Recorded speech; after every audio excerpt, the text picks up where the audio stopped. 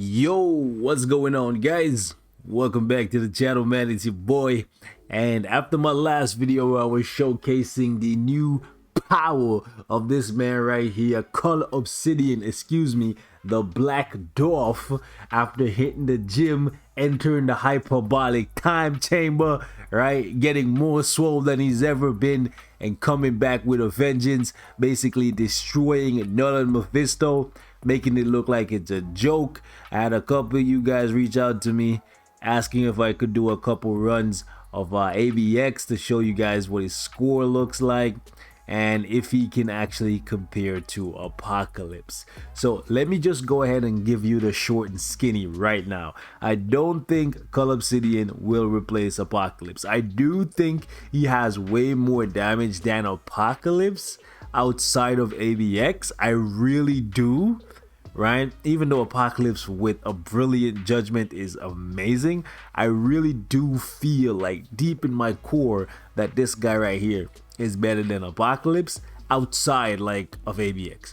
The reason why I feel like in ABX Apocalypse is a superior character is because of the fact that in his skill set he has something for literally every single month. So he has paralysis on his tier 3 with burn, and you can see right here silence on his 4th skill.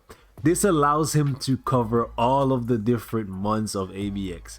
This month's rule to cancel the roar is silence, and I believe next month is gonna be paralysis, and then it's gonna rotate back to burn.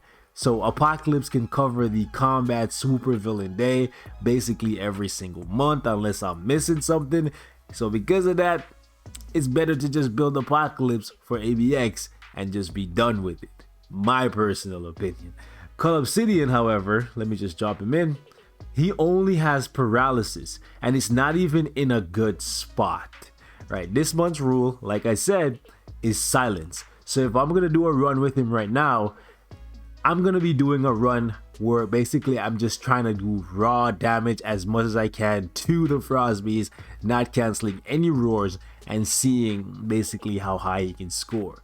And we all know when the Frostbeast roars, your damage gets lowered significantly and your points drop off is absolutely immense, right? Even though he has paralysis on the skill and he could be useful for 1 month of ABX, it's not going to be useful because of the fact that when you use Obsidian or Black Dwarf, you cancel the 5th skill right away. For you to get the paralysis, you actually have to let the 5th skill land. If you look carefully, he has to basically roar and trigger some attacks before the enemies get paralyzed. And if you're not using a CTP of Rage, like me, your proc is going to activate on your 5th skill, and that's not where you want it. So don't think this guy is going to be it for ABX, my 2 cents, but I'm still going to run him. And here's the thing, the team that I'm going to run him with, nobody in that team even has a silence, right? This is the team I'm going to run him with, obviously. Where's this guy, right? So we can get 60% more all attack, because now Obsidian is classified as a combat type. And obviously we're going to go with Taskmaster. And if you look at these characters kits, I hate that sometimes when you press the little magnifying glass, it just takes them out of the team instead of instead of letting you come to this page right here. So as you can see, Taskmaster has nothing to help me this month, right? He has burn, which we could use another month, but this month he has nothing. And tagging out, especially if it's a character that doesn't have an awakened skill or a tier 3, it just wastes too much time to be helpful, in my opinion, right? So we're just gonna run with this team. We'll take a look at Obsidian's raw damage, and then we'll just skedaddle. All right, let's get it. All right, boys, showtime at the Apollo. Let's make that magic happen.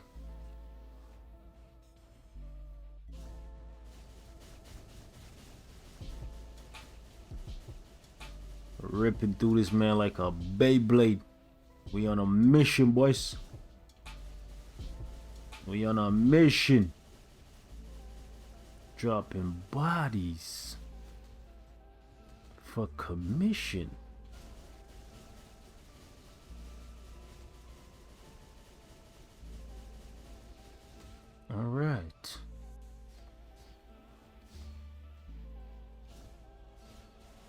mobs actually help us out there.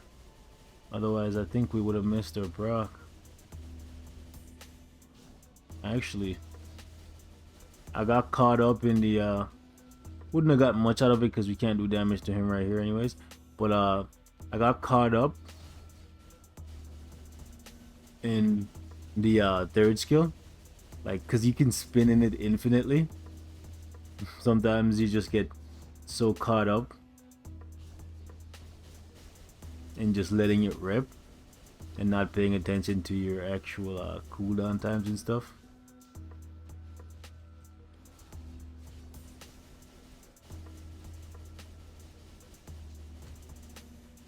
We pop out right now, we chill. So this is just raw damage without canceling any roars. Just keep that in mind, boys.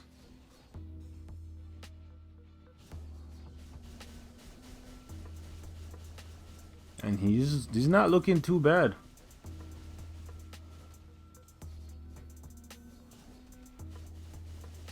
For not canceling any roars, he's still gonna come pretty close to making it 7 million, so that's actually pretty damn good. Alright, so we'll do 5, we do 6. The mobs actually help him keep his proc in ABX. I might be stopping a little bit like too early. Okay.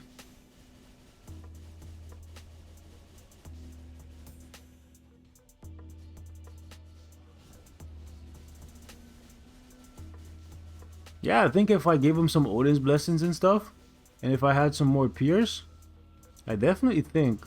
Oh, wow. Anyways, I got overzealous there and messed up. But I've seen pretty much all I need to see. I think I'm not going to finish this run because obviously I can cap with Apocalypse quite easily.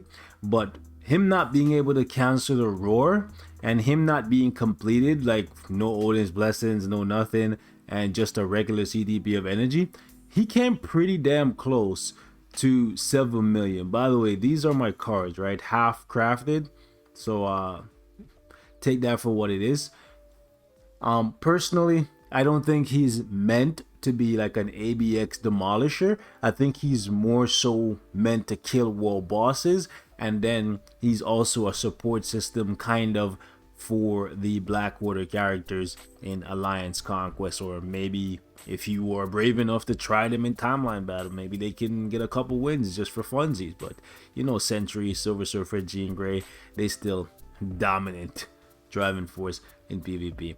So I'm gonna wrap it up right here. Thank you guys so much for watching. I'm not really an ABX guy, but I had a couple people hit me up asking to do a couple runs in ABX and see what I could score with them. I think that right there was one of my best runs, because to be honest with you guys, I love the third skill so much that oftentimes I sit in it longer than I should, and then my proc reactivates. And obviously you don't want to have your proc activating before you get your accumulation up each time.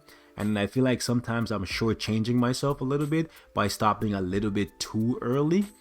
And because I'm stopping a little bit too early because I don't want the proc to like run over, right? I may lose a little bit of damage there. So I think maybe if you want to run him in ABX, a rage would be better, just so you don't have to worry about your proc going off and messing everything up. So just something for you to keep in mind. But again, I don't think he has the kind of like ABX potential and like, I guess, longevity that somebody like Apocalypse has, being able to cover the Fire month, the Silence month, and the Paralysis month, whereas this guy, the best he could do is cover the Paralysis month. But overall, still a fantastic character. So leave me your thoughts in the comments, and I will catch you guys in the next one. Peace.